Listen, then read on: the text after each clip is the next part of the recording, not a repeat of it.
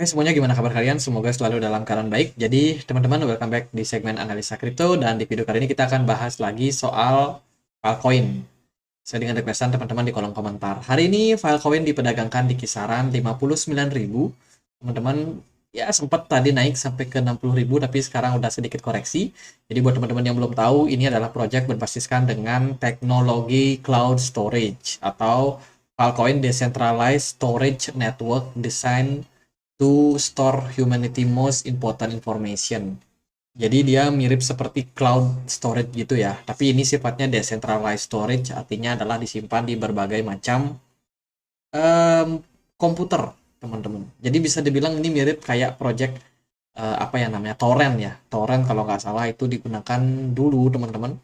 Jadi ya, Filecoin ini ada beberapa project yang bagus yang mungkin kita harus build supaya lebih seru lagi, teman-teman. Jadi Filecoin itu baru aja melakukan apa ya namanya, University Use Blockchain Basis Storage untuk memprotek dan juga mendemokrasikan data.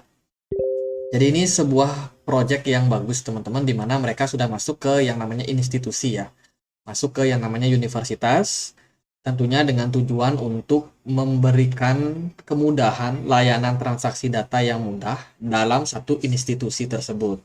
Jadi di dalam sebuah apa namanya, institusi akademi, teman-teman. Dia masuk ke sana.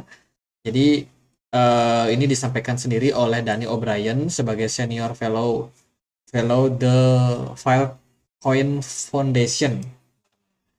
Jadi dia sendiri memberikan kesempatan ya untuk penggunaan daripada project daripada blockchain Filecoin ini supaya bisa memberikan impact terhadap dunia ya dari skala yang lebih kecil dulu, teman-teman, yaitu di dalam institusi. Jadi tentunya ini bisa saja menjadi sebuah apa ya, sebuah kesempatan juga untuk universitas, tapi ini universitasnya nggak disebutin sih di mana. Ya, tapi ini mungkin bisa menjadi sebuah sentimen yang cukup positif, teman-teman, untuk pengembangan daripada infrastruktur daripada Filecoin sendiri.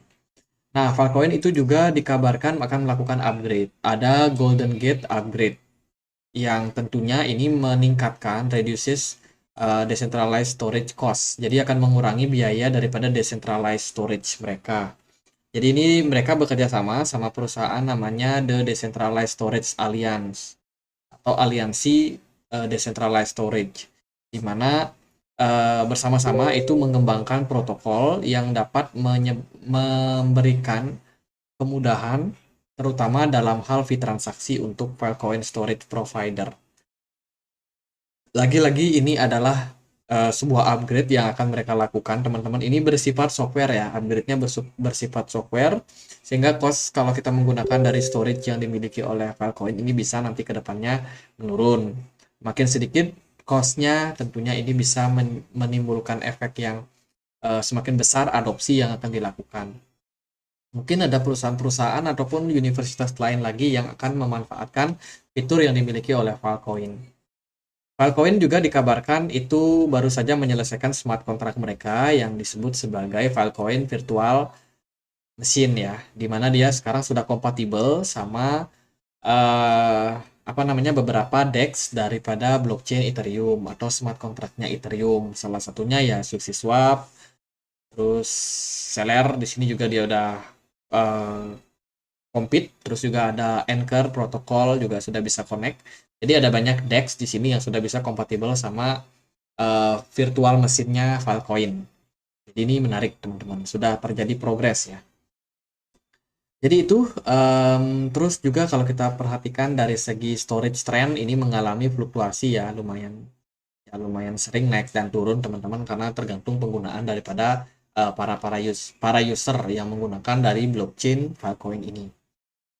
Jadi itu kurang lebih bisnis yang diciptakan atau yang dimiliki oleh Filecoin. Dia memang bergerak di dalam bidang penyimpanan atau decentralized storage. Kalau kita perhatikan dari supply maksimumnya, Filecoin ini nggak ada supply maksimum. Sementara yang beredar itu hanya sekitar 433 juta koin saja. Nah, kita cek untuk pergerakan harganya bagaimana untuk Filecoin. Kalau kita perhatikan dari pergerakan Filecoin sendiri so far masih bergerak dalam sebuah descending channel atau channel penurunan, teman-teman. Kita masih belum melihat sebuah sesuatu yang men-trigger Filecoin untuk growth nih. Sementara sih yang paling bagus, yang paling positif itu ada dari Bitcoinnya. Bitcoinnya rally ya teman-teman, kemarin di bulan Juni itu udah mulai mengalami uh, kemungkinan pembalikan arah teman-teman setelah kita di tahun 2021 dan 2022 kan bearish terus tuh, turun terus market. Nah sekarang udah mulai tanda-tanda kita bakalan masuk ke fase bullish. Jadi ini sentimen yang cukup positif, apalagi banyak good news seperti inflasi PCE kemarin mengalami fase penurunan, terus juga ada BlackRock, Fidelity, dan kawan-kawan yang udah masuk menawarkan ETF Bitcoin atau ETF spot Bitcoin.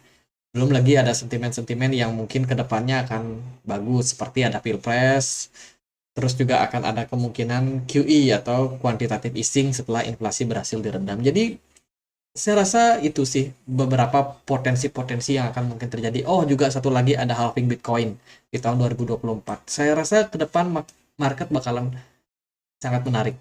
Jadi buat teman-teman yang mungkin udah ada invest atau yang nyangkut pun sabar aja dulu buat sekarang. Altcoin ataupun Bitcoin saya rasa masih akan punya potensi yang bagus. Asalkan koin-koin yang kalian pegang itu projectnya masih jalan. Projectnya masih ada dan juga fundamentalnya bagus. Ya itu saya yakin pasti akan recover sih. Filecoin salah satunya yang udah drop cukup dalam ya teman-teman. Dia dulu pernah diperdagangkan di kisaran $200, sekarang harganya cuma sekitar $4. Jadi menurut saya ini masih punya potensi untuk recover. Semoga aja bisa balik ke all time high ya teman-teman.